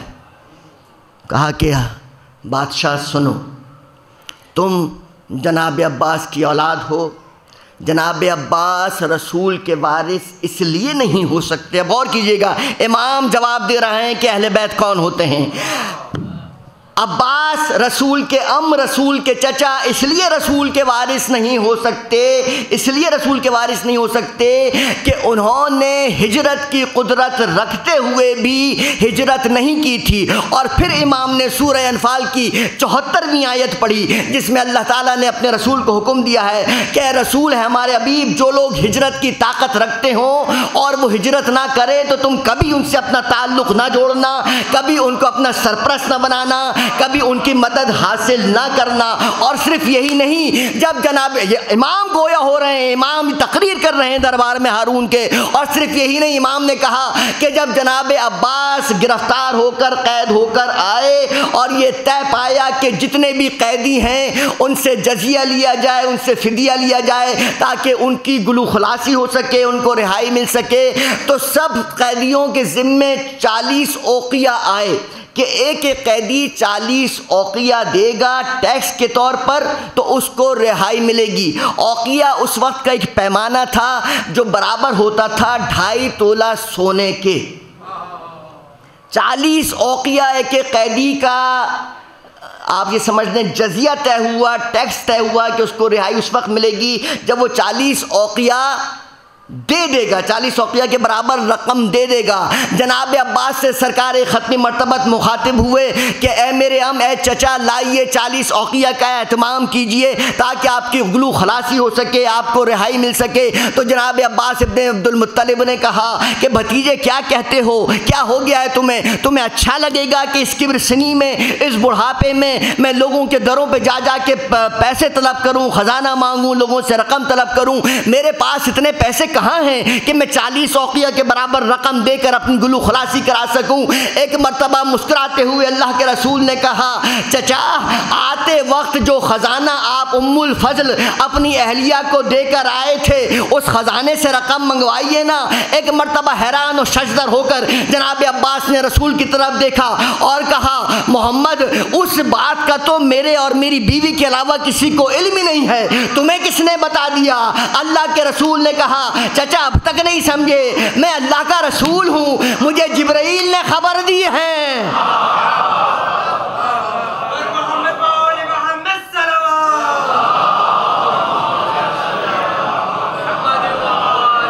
موسیٰ ابن جعفر یہ کہہ رہے ہیں کہ جناب عباس کو ہجرت کی قدرت اور صلاحیت تھی، اس کے باوجود انہوں نے ہجرت نہیں کی۔ اور صرف یہ نہیں کہ ہجرت نہیں کی، جب ان کے ذمہ ٹیکس آیا کہ ٹیکس ادا کرو، ٹیکس ادا کر کے گلو خلاصی کراؤ، تو انہوں نے غلط بیانی سے کام لیا۔ تو کیسے ممکن ہے کہ یہ چچا رسول کا وارث قرار پا جائے؟ کیسے ممکن ہے کہ رسول کا وارث قرار پا جائے؟ اور پھر امام نے کہا سنو، اور کیا پوچھنا چاہتے ہو؟ کہا کہ آپ لوگ اپنے آپ کو فرزند رسول کیوں کہتے ہیں؟ یہ ہے بون آف کنٹینشن، یہ ہے نزاعی مسئلہ جو ہر دور کے بادشاہ کو کھٹکتا رہا ہے۔ یہ فرزند رسول کیسے ہیں؟ آپ فرزند رسول کیسے ہیں؟ کہا قرآن سناؤں؟ کہاں بالکل قرآن سے جواب چاہیے۔ بسم اللہ الرحمن الرحیم، سورہ انعام کی 84 اور 85ویں آیت اللہ 7ویں امام نے پڑھی۔ بسم اللہ الرحمن الرحیم، وَمِن ذُرِّيَّتِهِ داؤد وسلیمان وایوب وموسیٰ وہارون قال نجزی المحسنین ویحییٰ وزکریا وعیسیٰ۔ سورہ انعام کی 84 اور 85ویں آیت پڑھی۔ کہا کہ اس میں اللہ تعالیٰ نے ذالک نجزی المحسنین ویحییٰ وزکریا وعیسیٰ، اس آیت میں اللہ تعالیٰ نے جناب عیسیٰ کو ذریت انبیاء میں قرار دیا ہے۔ ذرا یہ بتاؤ کہ جناب عیسیٰ کے والد کا کیا نام تھا؟ بھرے دربار میں امام کاظم بادشاہ سے پوچھ رہے ہیں کہ میں نے تمہارے سامنے قرآن کی آیت پڑھی ہے، اس قرآن کی آیت میں اللہ تعالیٰ نے جناب عیسیٰ کو ذریت انبیاء میں قرار دیا ہے، مجھے بتاؤ کس کے وسیلے سے، کس کے ذریعے سے اللہ تعالیٰ نے جناب عیسیٰ کو ذریت انبیاء میں قرار دیا ہے؟ جناب عیسیٰ کے نام کا تو باپ کا تو نام بتاؤ تاکہ پتہ چلے۔ ایک مرتبہ سراپا سوال ہو کر خود کہتا ہے کہ جناب عیسیٰ کے تو باپ نہیں تھے، وہ تو بغیر باپ کے دنیا میں آئے تھے۔ کہا کہ جب جناب عیسیٰ بغیر باپ کے دنیا میں آئے لیکن باپ کے بغیر بھی ذریت انبیاء میں اس لیے شمار ہو سکتے ہیں کیونکہ ان کی ماں پاک باش تھیں، اسی طریقے سے ہم بھی فاطمہ زہرا کے ذریعے سے ذریت انبیاء۔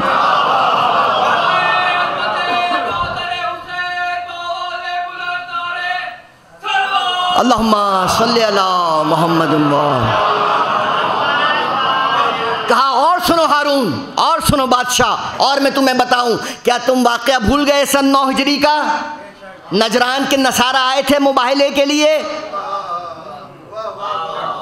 نجران کے نصارہ مباہلے کے لیے آئے تھے، کہاں بالکل آئے تھے۔ کہا وہ آیت تم پڑھو گے یا میں پڑھوں؟ سورہ آل عمران کی 61ویں آیت فَقُلْ تَعَالَوْا نَدْعُوا أَبْنَاءَنَا وَأَبْنَاءَكُمْ وَنِسَاءَنَا وَنِسَاءَكُمْ وَأَنفُسَنَا وَأَنفُسَكُمْ ثُمَّ نَبْتَهِلْ فَنَجْعَلْ وَلَعْنَةُ اللَّهِ عَلَى الْكَاذِبِينَ۔ ہارون بتاؤ کیا تمہارے حافظے میں نہیں ہے کہ اللہ تعالیٰ کے حکم کے مطابق جب اللہ کا رسول لے کر گیا ہے نجران کے مقابلے پہ اپنے اہل بیت کو، تو مجھے بتاؤ ابنانا کی منزل پر حسن اور حسین کے علاوہ کون گیا تھا؟ کہا کوئی نہیں گیا تھا۔ کہا جب حسن اور حسین اسٹیبلش ہو گئے کہ وہ رسول کے بیٹے ہیں تو ہم بھی تو اسی نسبت سے رسول کے بیٹے ہیں۔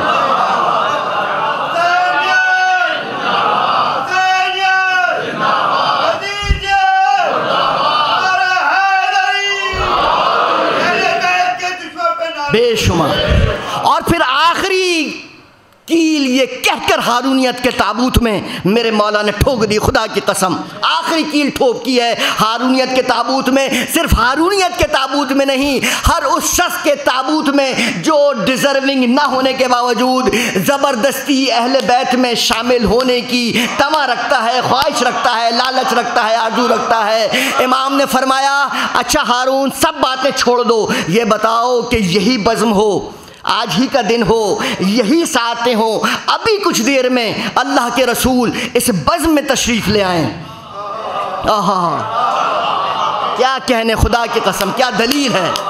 یہی بزم ہو، ایسا ہی مجمع ہو، ابھی کچھ دیر میں، ابھی چند ساعتوں میں اللہ کا رسول اس بزم میں تشریف لے آئے اور یہ کہے کہ ہارون میں تیری بیٹی سے عقد کرنا چاہتا ہوں.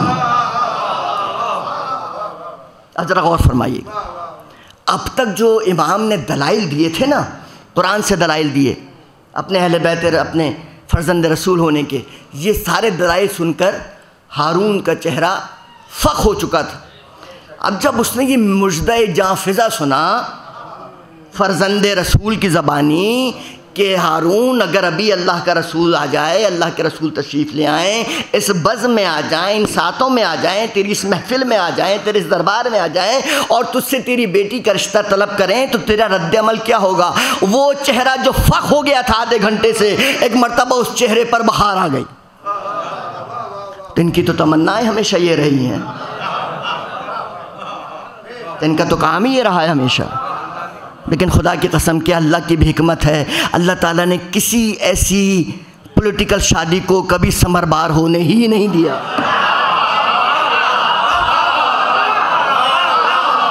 تم بیٹیاں ضرور لے سکتے ہو، بیٹیاں ضرور دے سکتے ہو، بیٹیاں ضرور دے سکتے ہو، لیکن یہ شادیاں ثمر بار نہیں ہوں گی. کوششیں تم یہ کرتے ہو کہ ان کے شجرے میں شامل ہو جاؤ، لیکن یہ کبھی نہیں ہو سکتا. جو ذلیل ہے وہ ذلیل ہے، جو عزیز ہے وہ عزیز ہے. صلوات بھیجے محمد و آل محمد.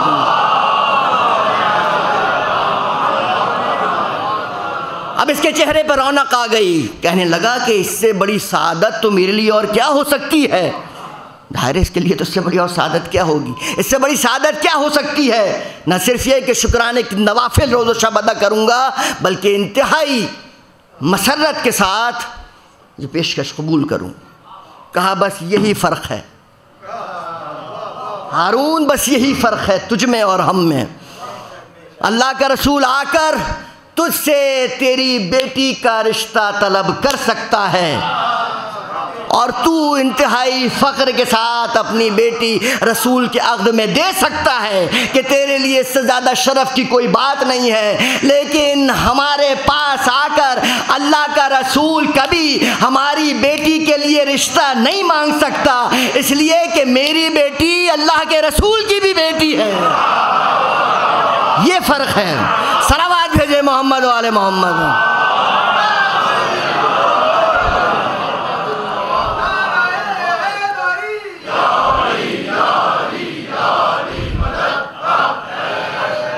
یہ فرق ہے. ذرا غور فرمائیے، خدا کی قسم اللہ تعالیٰ کی حکمت اور مشیت الہی کے مطلب قربان ہو جائیں ہم خاکسار لوگ، ہماری کیا اوقات، ہماری کیا حیثیت. پروردگار عالم نے کتنا عظیم اہتمام کیا ہے. دیکھیے جب صاحبان قصہ کا، جب اہل بیت اطہار کا تعارف کرانے کا مرحلہ آیا نا، تو اللہ تعالیٰ نے کس حکمت کے ساتھ، کس تدبر کے ساتھ، واقعی جو اللہ جانتا ہے وہ کوئی نہیں جانتا. جب جناب جبرائیل نے پوچھا تھا پروردگار تو نے ابھی قصیدہ پڑھا، تیرے حبیب نے قصیدہ پڑھا کہ یہ ہے میرے اہل بیت، ان کا گوشت میرا گوشت، ان کا خون میرا خون، ان کا دشمن میرا دشمن، ان کا دوست میرا دشمن. پروردگار ایک قصیدہ تیرے حبیب نے پڑھا ہے، ایک قصیدہ تو نے پڑھا ہے یہ کہہ کر یا ملائکتی و سکانہ سماواتی انی ما خلقت سما مبنیتا ولا ارضا مدھیتا ولا شمسا مضیتا ولا قمرا منیر. پروردگار تو نے یہ قصیدہ پڑھا کہ یہ ہے وہ اہل بیت، یہ ہے محمد کے اہل بیت جن کے لیے میں نے سب کچھ بنایا ہے. پروردگار تو نے قصیدہ پڑھ دیا، تیرے حبیب نے قصیدہ پڑھ دیا. اب یہ تو بتا کہ یہ ہیں کون، یہ اہل بیت ہیں کون جن کے لیے تو نے سب کچھ بنایا ہے. ہے۔ تو اللہ تعالیٰ نے جناب جبرائیل کے سوال کے جواب میں کیا خوبصورت انداز میں کہا تھا، ارے تم کیا جانتے ہو، دیکھو میں تمہیں بتاتا ہوں، ہم اہل بیت النبوہ و معدن الرسالہ، ہم فاطمہ و ابوہا و بالوہا و بنوہا، یہ اہل بیت نبوت ہیں، یہ رسالت کی کان ہیں، یہ فاطمہ ہیں، ان کے بابا ہیں، ان کے شوہر ہیں اور ان کے 2 بیٹے ہیں۔ صلوات بھیجے محمد والے محمد۔ دیکھیے غور فرمائیے، اللہ میں کہوں پروردگار مجھ جیسا کم عقل کم مائگی علم کے احساس رکھنے والا یہ حقیر ذاکر تیری بارگاہ میں عرض کر رہا ہے، پروردگار تعارف کا طریقہ یہ ہے کہ جو بڑے کے ذریعے سے چھوٹے کا تعارف کرایا جاتا ہے۔ اہل بیت اطہار میں جن ذوات مقدسہ کا تو تعارف کرا رہا ہے، اس میں تیرے حبیب سے بڑا تو کوئی ہے ہی نہیں، اور اگر تیرے حبیب کو ایک لمحے کے لیے نظر انداز کر دیا جائے تو علی مرتضیٰ سے بڑا کوئی نہیں ہے۔ تو فاطمہ زہرا کے ذریعے سے اہل بیت کا تعارف کیوں کرا رہا ہے؟ تو شاید بارگاہ الہی سے جواب آئے، ارے تمہیں پتہ ہی نہیں ہے، تم جانتے ہی نہیں ہو۔ دیکھو مجھے پتہ ہے یہ جو اہل بیت کا میں تعارف کرا رہا ہوں نا، یہ اتنی مقدس اصطلاح ہے، یہ اتنا عظیم اعلیٰ و عرفہ عصمت و طہارت کا دائرہ ہے کہ میں جانتا ہوں قیامت تک کتنے ایرے غیرے نتھو خیرے اہل بیت میں شامل ہونے کی کوشش کریں گے، سازشیں کریں گے۔ لہٰذا آج اہل بیت کے تعارف کے پہلے دن میں بات ہی ختم کر دیتا ہوں، میں اپنے حبیب کے ذریعے سے اہل بیت کا تعارف نہیں کراؤں گا، اس لیے کہ میں جانتا ہوں اگر اپنے حبیب کے ذریعے سے اہل بیت کا تعارف کرایا تو میرے حبیب کے ذریعے سے قرابت جتا کر ساری دنیا آ جائے گی، ہم محمد کے فلاں ہیں، ہم بھی اہل بیت ہیں، ہم محمد کے فلاں ہیں، ہم بھی اہل بیت ہیں۔ میں تعارف یہ کہہ کر کراؤں گا، ہم اہل بیت النبوہ و معدن الرسالہ، ہم فاطمہ تو ابوہا و بالوہا و بنوہا، میں فاطمہ کو مرکز تعارف بنا کے بتا دوں گا کہ اہل بیت میں شامل ہونے کے لیے محمد سے نہیں فاطمہ سے تعلق ضروری۔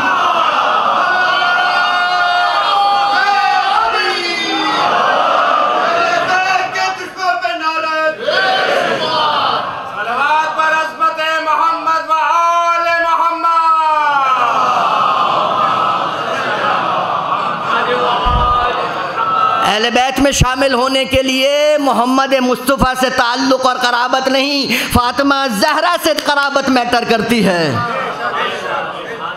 اس لیے فاطمہ زہرا کی ذات کو مرکز تعارف قرار دیا اہل بیت کا، نہیں اگر محمد مصطفیٰ کو قرار دیا جاتا تو یہی عباسی سارے یہ کہہ دیتے ہم محمد کے فلاں۔ ابھی میں نے پورا مناظرہ آپ کی سماعتوں کی نظر کیا نا، وہ کہہ یہ رہا تھا کہ ہم بھی تو رسول کے چچا کی اولاد ہیں، ہم کیوں نہیں رسول کے اہل بیت ہیں؟ رسول کے چچا سے قرابت کوئی اہمیت نہیں رکھتی، اہل بیت میں آنا ہے تو فاطمہ زہرا سے تعلق لے کر آؤ۔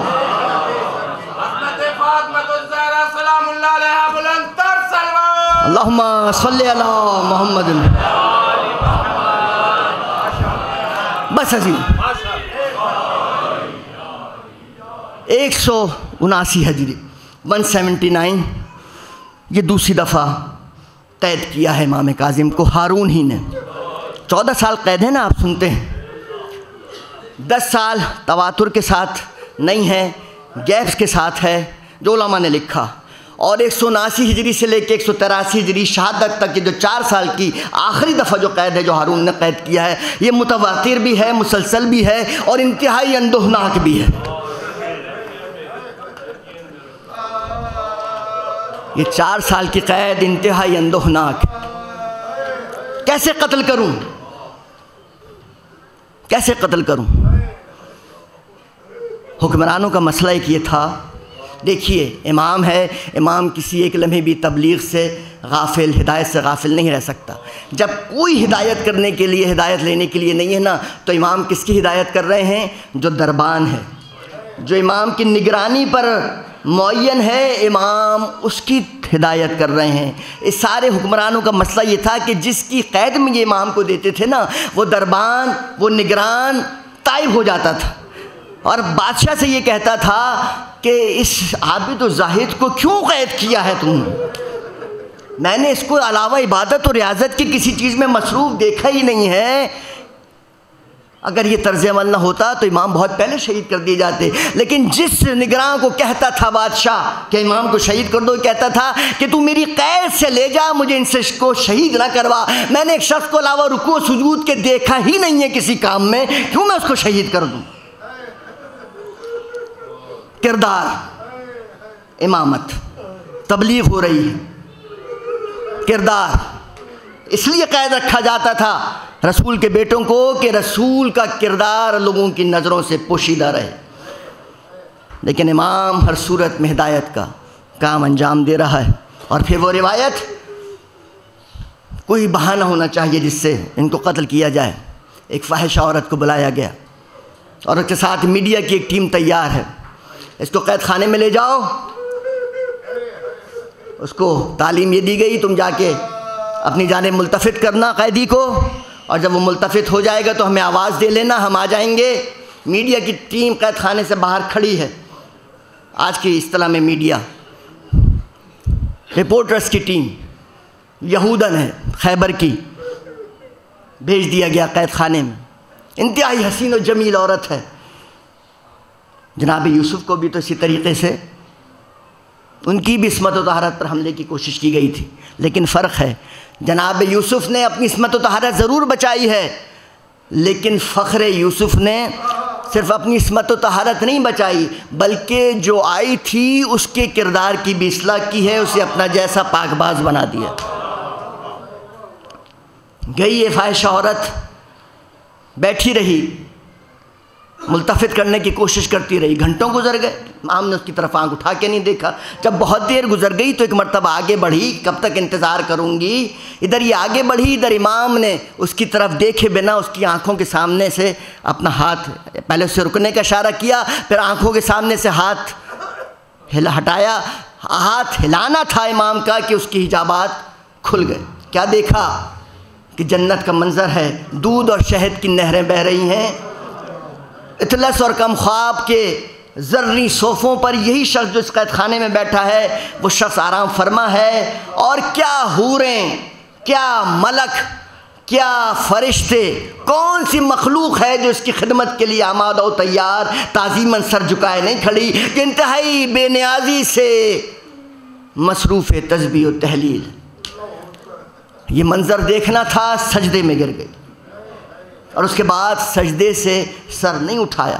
ادھر وہ لوگ حکومت کے کارندے جو منتظر تھے، نعوذ باللہ خاکم بدن موسیٰ ابن جعفر کی کردار کشی کا موقع مل رہا ہے، سارے زمانے میں پھیلا دیں گے کہ یہ رسول کا بیٹا اپنے آپ کو کہتا ہے، نعوذ باللہ خاکم بدن یہ اس کا کردار تھا، ساری دنیا میں خبریں پھیلا دیں گے. جب یہ فاحشہ عورت باہر نہیں گئی تو ایک مرتبہ جب قید خانے کا دروازہ کھولا گیا تو لوگوں نے دیکھا کہ وہ عورت جس کو اس مقصد کی خاطر بھیجا گیا تھا وہ تو موسیٰ کاظم کی اقتداء میں پیچھے خود سر بسجود ہے، سجدے میں پڑی ہوئی ہے. اٹھا کر باہر لائے، پوچھا کہ تجھے کس مقصد کے لیے بھیجا گیا تھا، تو نے کیا کیا؟ کہا کہ اس سے زیادہ لطف مجھے دنیا میں کبھی آیا ہی نہیں. اس سجدے نے مجھے وہ سب کچھ دے دیا جو مجھے شاید دنیا میں کبھی نہیں مل سکتا تھا. اس واقعے نے تو ہارون کی اور ریپوٹیشن خراب کر دی کہ یہ کردار ہے بادشاہ کا. بس اب اور کوئی صورت نہیں تھی علاوہ اس کے کہ امام کو شہید کر دیا. کھجوروں میں زہر، 23 رجب کو امام نے وہ کھجوریں تناول کی ہیں. نگران سندی بن شاہق ساتھ کھڑا ہے. امام نے 2 کھجوریں کھائی ہیں. امام نے ہاتھ روک لیا. امام نے ہاتھ روکا تو اس نے کہا کہ اور کھائیے. امام نے کہا تو جس مقصد کے لیے کھلا رہا ہے وہ پورا ہو چکا، وہ پورا ہو چکا. کہا نہیں اور کھائیے. امام نے وہ سارے کھجوریں ختم کی.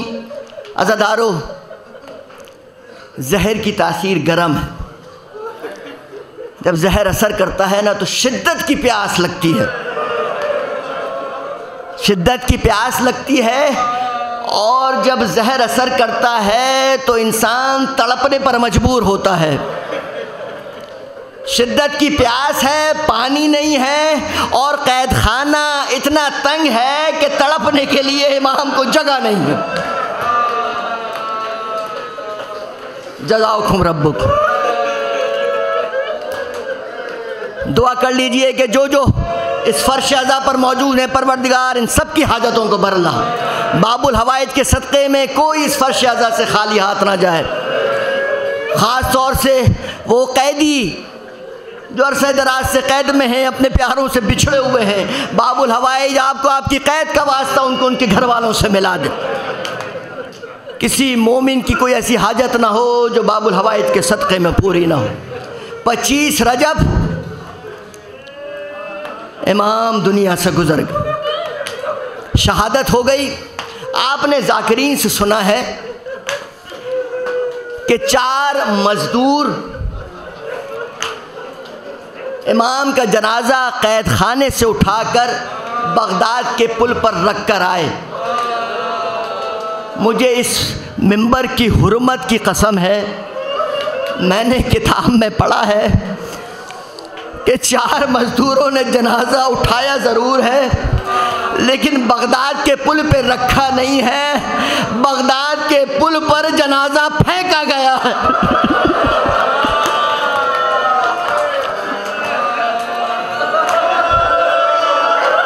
یہ کس کا جنازہ پھینکا گیا ہے؟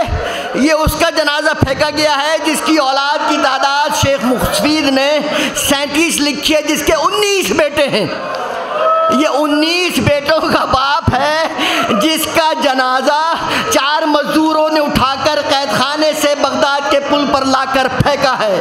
اسی امام کے ایک بیٹے کا نام ہے قاسم.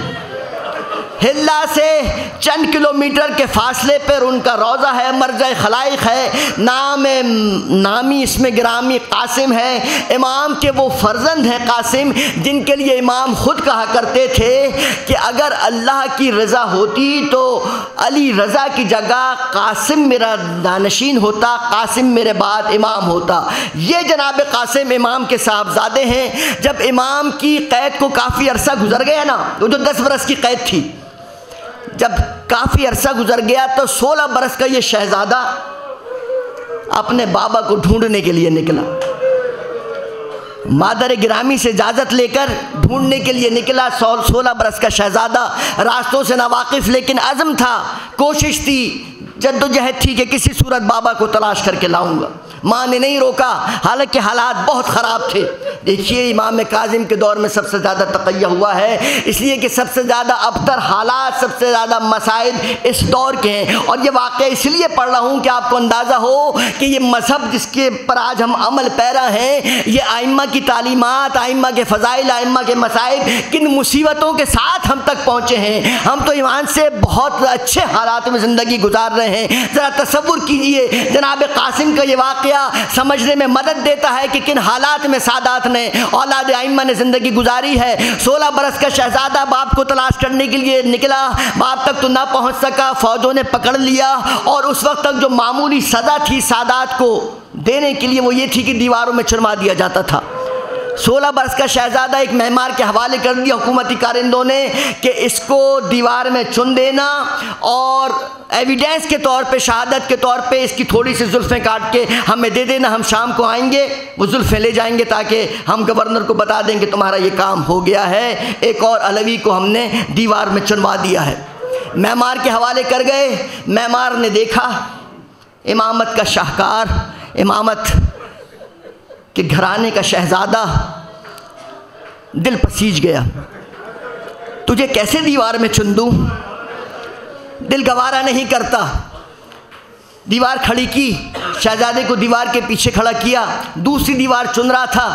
اس نے کہا کہ دیکھو ابھی میں دیوار چن رہا ہوں، میں اس میں ایک چھوٹا سا سوراخ چھوڑ دوں گا، تم اپنا منہ اس کے قریب لے آنا اور میرے جانے کے بعد منہ کے اپنا سر اس کے قریب لے آنا، وہاں سے تم سانس لیتے رہنا. رات میں کسی وقت آ کر میں تمہیں یہاں سے رہا کر دوں گا. اس کے بعد تم جانو، تمہارا مقدر جانے میں اتنی ہی مدد کر سکتا ہوں، لیکن میں تمہیں دیوار میں نہیں چن سکتا. تم کسی بہت اعلیٰ گھرانے کے فرد مجھے لگتے ہو. ایسے ہی ہوا، شہزادے کو رات کو آ کر اس معمار نے آزاد کر دیا. جناب قاسم چلے.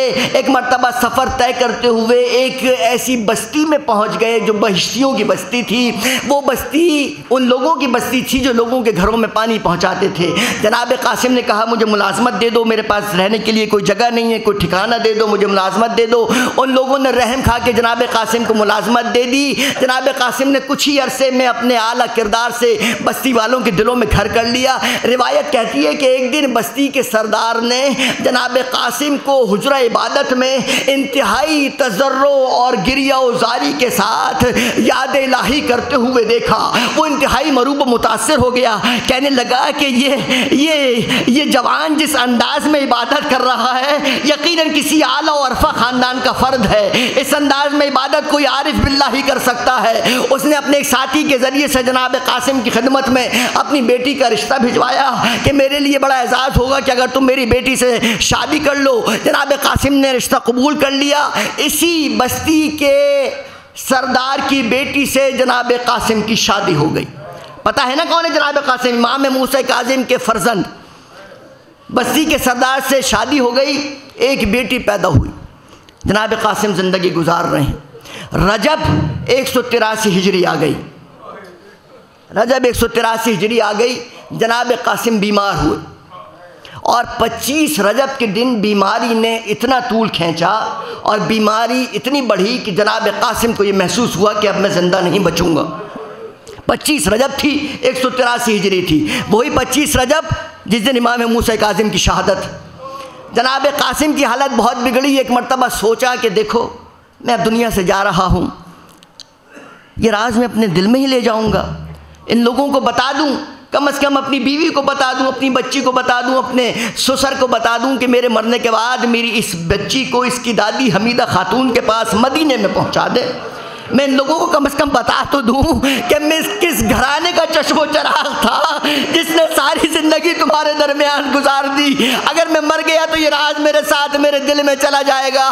ایک مرتبہ اہلیہ کو بلایا، کہا ذرا اپنے بابا کو بلا دو، مجھے ان سے کوئی ضروری بات کرنی ہے۔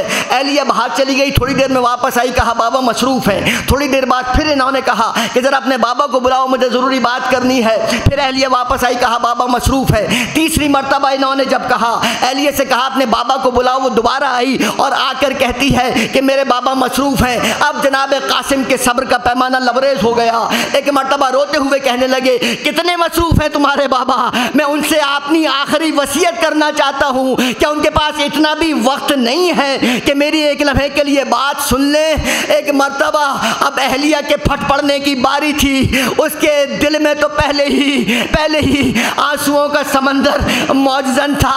ایک مرتبہ پھٹ پڑی، روتے ہوئے کہنے لگی تمہیں کیا پتا،